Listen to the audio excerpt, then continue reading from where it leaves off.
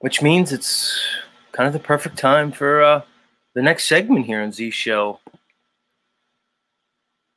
And it's a segment I like to call #Science. That's right. Let's get going with it.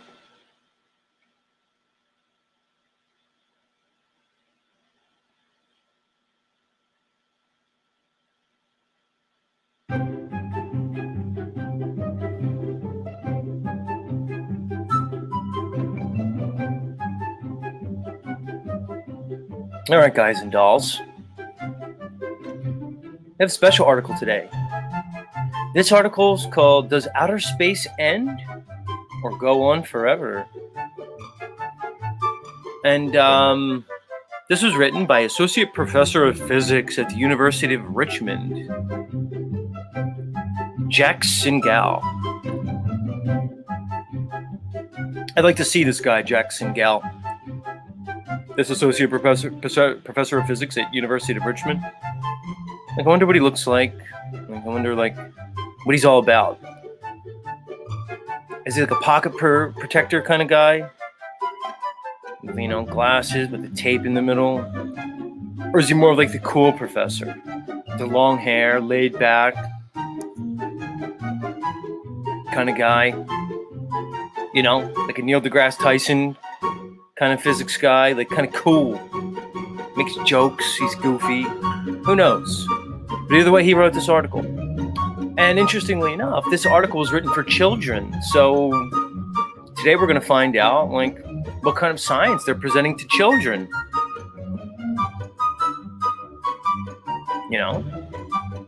Let's see what the kids are getting into.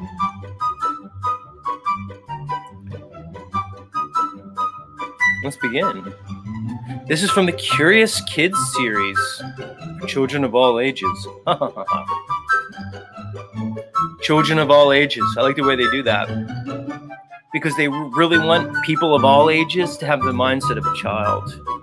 They don't really want you to mature intellectually, spiritually, cognitively, emotionally, or otherwise. No. They just want a state of perpetual infantilism. What? My music. Come back, music. Come back. You're messing me up. That's the wrong music. Come on. There we go. Where was I? Oh, that's right. I was going off about this fake science article that they present to kids as truth. You guys wonder why Z does this?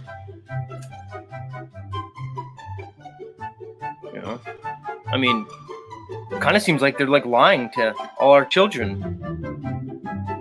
Maybe you're okay with lying to children. Is it okay to just lie to kids now? Is that where we are in our culture, in society? Because it kind of seems like they're lying to kids about the very fundamental nature of their reality. And you can say to me, "Oh, Z, it's just a theory, just wrong." Okay. Anyway, let's get into it. I don't want to leave you guys in any more suspense. So again, this article is entitled, "Does Outer Space End or Go On Forever?" Let's begin. Right above you is the sky, or a scientist would call it the atmosphere. It extends about 20 miles above the Earth. Floating around the atmosphere is a mixture of molecules. Tiny bits of air so small you take in billions of them every time you breathe. Oh, that's cool. So you're telling me that there's an atmosphere. I like how you call it an atmosphere. You just put it right in the name. But we'll just let that slip by. Because I don't know what else to call it. Just Atmos. So now we just have to call it an atmosphere because we're just going to imply things in words. We're just going to presuppose a sphere. Anyway, let's continue. Floating around the atmosphere is a mixture of molecules, tiny bits of air so small you take in billions of them every time you breathe. Well, that's cool. I can understand that. That makes sense to me. Let's continue. Above the atmosphere is space. It's called that because it has fewer molecules, with lots of empty space between them. Interesting. So you're basically telling me that above the atmosphere is like not atmosphere. Even more so, I mean, you're not writing in here, but I kind of know a little something about #science, and you tell me that in space, there's actually negative air pressure. And when I say negative air pressure, like a lot, I believe it's something to the tune of 10 to the negative 17 torr. Now, I don't really need to explain to you what a torr is, but you can look that part up. And they tell me that this atmosphere, as they call it, is pressurized. That there's air pressure. You can measure it. I believe it's something like 14 point something PSI, pounds per square inch. Well, all right. Well, you're telling me there's a pressurized atmosphere that I exist in, but then you're telling me there's a vacuum of space. But what you're not telling me here is how the pressurized atmosphere that we exist in can exist alongside a near perfect vacuum of space. You're not telling me that part here, because when people do experiments, applied physical science, demonstrable experimentation, we easily find that it's impossible for a pressurized system to exist adjacent to a vacuum without containment. But it's weird that, in this article that you're presenting to children, you failed to mention that. You just left that part out. The part about actual applied physical science. You just told me the part about the atmosphere existing adjacent to a near perfect vacuum, which can't be demonstrated. You just tell me that this is possible over and over and over again. Oh, but there's pictures from NASA. So I guess I'm wrong. Anyway, let me continue. Have you ever wondered what it would be like to travel to outer space and then keep going? What would you find? Scientists like me are able to explain a lot of what you see, but there are some things we don't know yet, like whether space just goes on forever. Oh, that's right, because scientists don't know everything. Scientists like this guy who wrote the article, but they know like a lot of stuff, like most stuff that you can never know, like unless you become a scientist yourself. And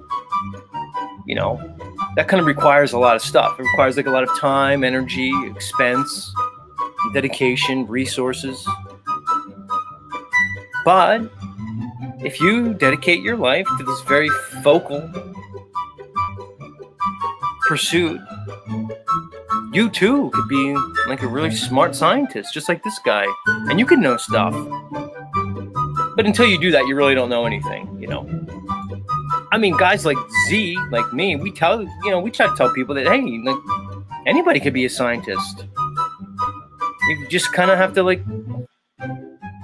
do experiments. And it's sort of like a method.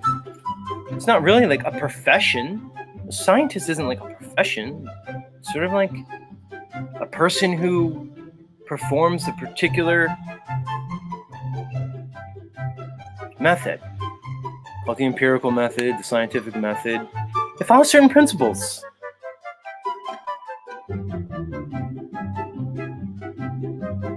It follows things like experimentation. It involves certain components.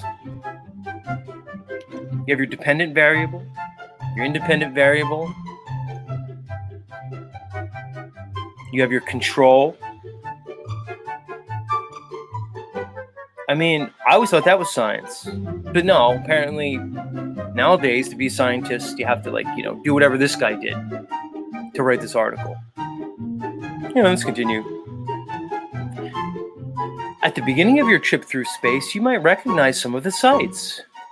Earth is part of a group of planets that all orbit the sun, with some orbiting asteroids and comets mixed in too. That's right, kids. I mean, sure. Even though there's really no evidence that, quote, Earth is a part of a group of planets, we're just going to keep telling you youngsters that over and over again. And we're going to do it at, the very earliest age that we can. Like the second day of kindergarten. I mean, that's when I learned it. Day 1 was the alphabet. Day 2 was the solar system. That makes sense. Because of course, why not teach a 5-year-old about advanced concepts like cosmology? I mean, I don't know. Guys like me kind of think maybe the second day of school you should teach kids a little bit about their environment. Instead of teaching about space, maybe teach them about their neighborhood. Hey, here's the post office. Hey, maybe even show them where the lavatory is or the lunchroom. But no. Day 1, it's your ABCs. Day 2, it's, solar system. And they just tell you, of course, Earth is a part of a group of planets that all orbit the sun, even though, I don't know, people like me kind of say, hey, all right, that's a nice story in theory and all, but is there any evidence of that? Because I kind of look up and I see all that stuff kind of orbiting around me. You're telling me it's something else. I don't know. All right, let me continue. It's weird. You might know that the sun is actually just an average star and looks bigger and brighter than the other stars, only because it's closer. Oh, thanks. I mean, I know I'm a kid and everything, and I'm not probably a super genius like this scientist from the University of Richmond. But I don't know, maybe as a kid you could maybe just give me some evidence.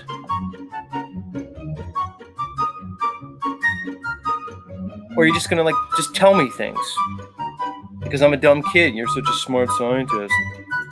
So I know you're gonna tell me that the sun is actually just an average star. It just looks bigger and brighter because it's closer. Thanks. No evidence needed, guys. Let's continue. To get to the next nearest star, you would have to travel through trillions of miles of space.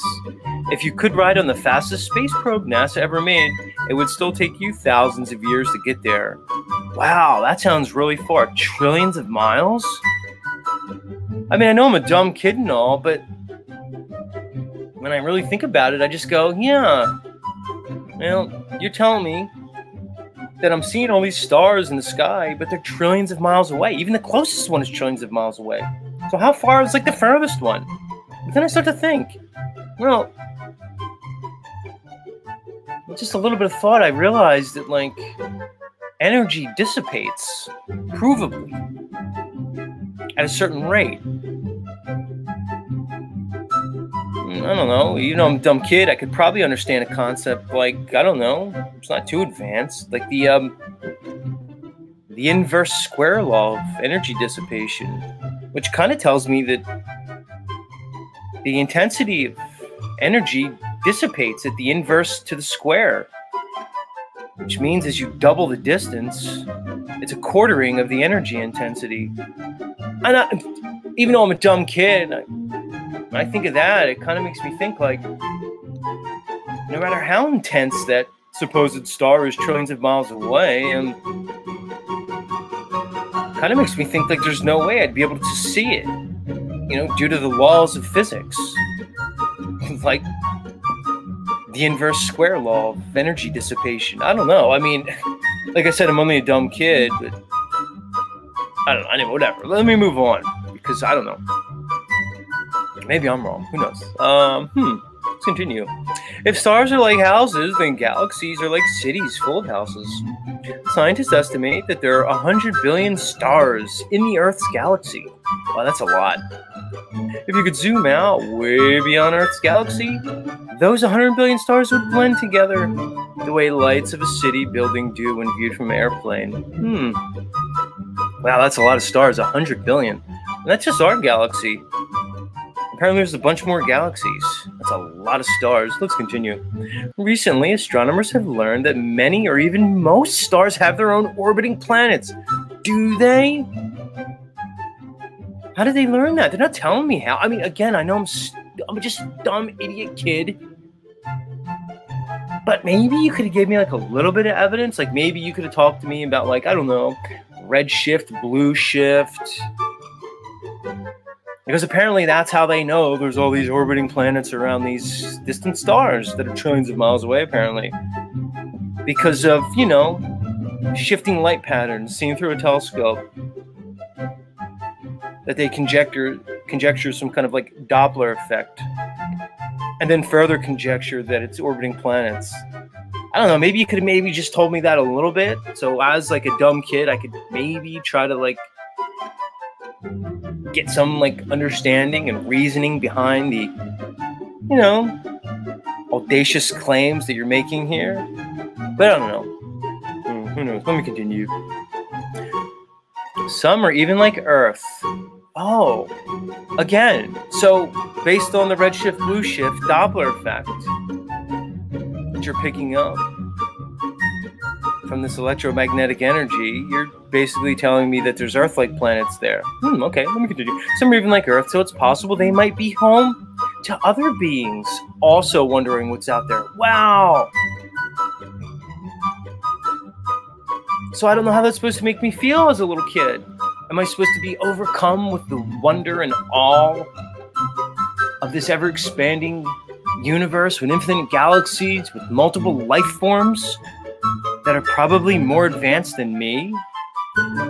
Wow. Is that supposed to make me feel like empowered? Because it kind of makes me feel like, I don't know, kind of insignificant. It kind of makes me feel like I'm really kind of a nobody. It kind of makes me feel like, what's the point of life? And then maybe I should just kind of like go along to get along and listen to my authorities. Follow their instruction. I mean, you guys couldn't be like trying to trick me here, right? You wouldn't lie to me. I'm just a kid.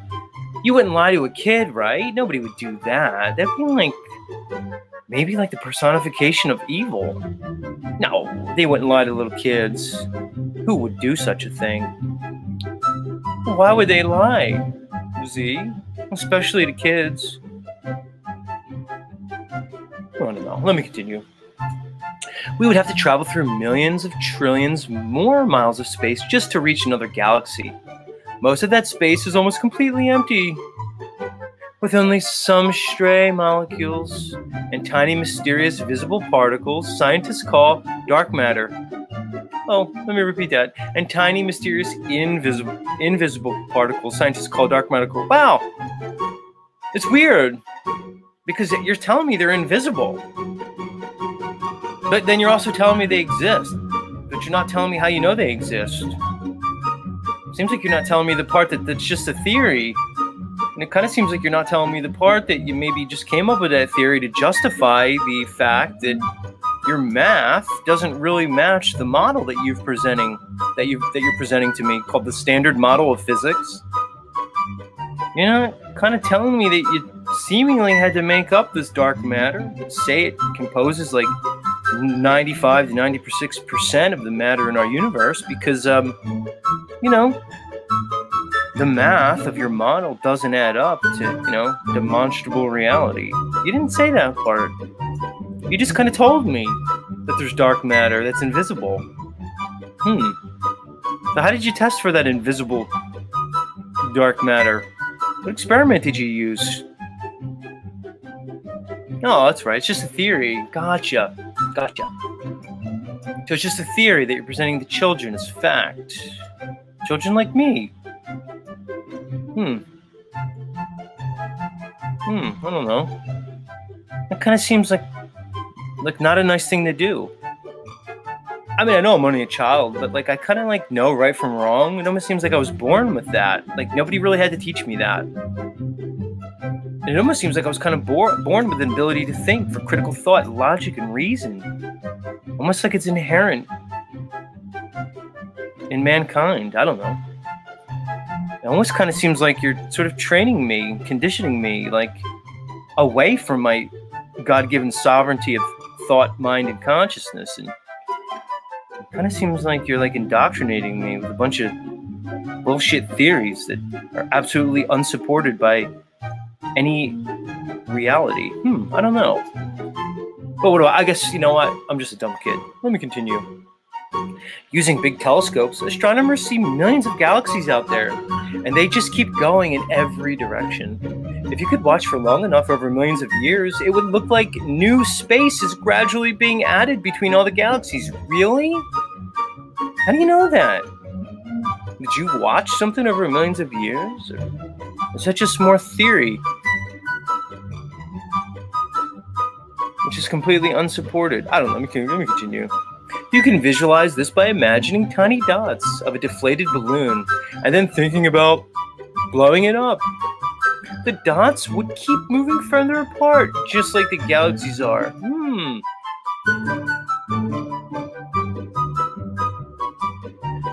If you could keep going out as far as you wanted, would you just keep passing by galaxies forever? Are there an infinite number of galaxies in every direction? Or does the whole thing eventually end? I don't know. Or if it does end, what does it end with? Wow. I don't know. When I think about these things, it kind of is like too much for my little kid mind, and I sort of short circuit. And then I think, like, is it lunchtime yet? I'm kind of hungry. Did my mom pack the snack that I like? And then I'm like, okay, I don't want to think about this anymore. I guess you're right. I guess I'll just believe all the stuff you're saying. I guess I'll stop asking all these pesky questions. I'm gonna continue. These are the questions scientists don't have definite answers to yet. That's right, not yet, but eventually we'll have it. Because, you know, eventually scientists will find out what's at the end of the galaxy, of course. Just a matter of time. Hey, they figured out this much already. A bunch of dumb people, like, throughout the course of human history, kind of thought the Earth was flat. We've come a long way in the last 500 years with the invention of, you know, technology. And now we know that it's not. Now that we know it's like a solar system and space and all that stuff. So it's just a matter of time before we figure out, you know, what's at the end of the galaxy. Of course that's what's going to happen. Let's continue. Many think it's likely you would just keep passing galaxies in every direction forever. In that case, the universe will be infinite with no end. Oh, I'm starting to have that feeling again that I was having before. Like, I'm kind of lost. I'm, like, lost in space. And, like, before I started, like, you know, going to school, I kind of, like, had an identity. I kind of felt good about myself. I kind of felt, like, empowered and important. And I kind of felt like there was a God. And that God, like, you know, made me as one of his special, like, children. But now I kind of feel like, well, how could there be a God in this infinite vastness of space? There must not be. And now I'm just kind of feeling like kind of lost. I'm kind of feeling bad about myself. I don't know. Why would they lie? I don't know why they would lie. I mean, it couldn't be, you know, it couldn't at all be like to make me have this feeling that I have now as a little kid in kindergarten.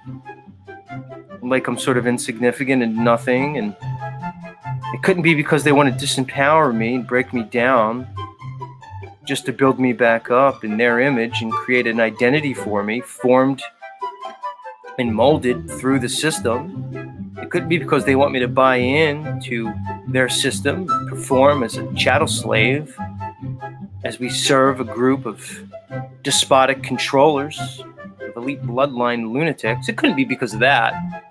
No, they just want to present me science. You know, they want to educate me because they love me so much and care about me. Yeah, that's what it really is. Oh, where am I? Let me continue. Let me continue. Yeah. Some scientists think it's possible the universe might eventually wrap back around on itself. So if you could just keep going out, you would someday come back around to where you started from the other direction. Wow, kind of like the globe that you live on. One way to think about this is to picture a globe and to imagine that you are a creature that can move only on the surface. If you start walking any direction, east for example, you just keep going. Eventually it would come back to where you began. If this were the case for the universe, it would mean it's not infinitely big, although it would still be bigger than you could imagine. In either case, you could never get to the end of the universe or space. Scientists now consider it unlikely the universe has an end, a region where the galaxies stop, and where there would be a barrier of some kind marking the end of space. But nobody knows for sure. How to answer this question will need to be figured out by a future scientist. Wow, maybe that's you, kid. Maybe if you just spend your entire life, in your entire formative years at least, giving all your energy and attention to the system of academia. Maybe if you just invest your precious life force into pursuing this very focal arena they call science, maybe then you'll be the one to figure out whether or not the universe has an end. Hey, as long as you don't go insane in the process or sell out your soul, because likely at some point during this pursuit, you might kind of figure out that this is all just theory, completely unsupported by experimentation, and that it completely goes against all applied physical science and demonstrable reality. But likely by the time you figure it out, you're already going to have a couple $100,000 invested in this education. You're already going to have, your profession. You might be an associate professor of physics like this guy at the University of Richmond. You might have a wife, a couple of kids, and a mortgage, 2 cars, and a summer home. And at that point, when you finally realize that maybe this is all complete bullshit, you'll be invested and bought in enough where you won't really care about the truth anymore. And you might be at a point where you're really willing to make that Faustian bargain, sell your soul to this realm, and just kind of perpetuate this lie. And then when people like me come online, people like all you normies out there could just keep saying to me, why would they lie? Why would they lie? And then I'll just keep looking like an idiot to the world. And you all just keep going along to get along. That'll do it for our hashtag science, everybody.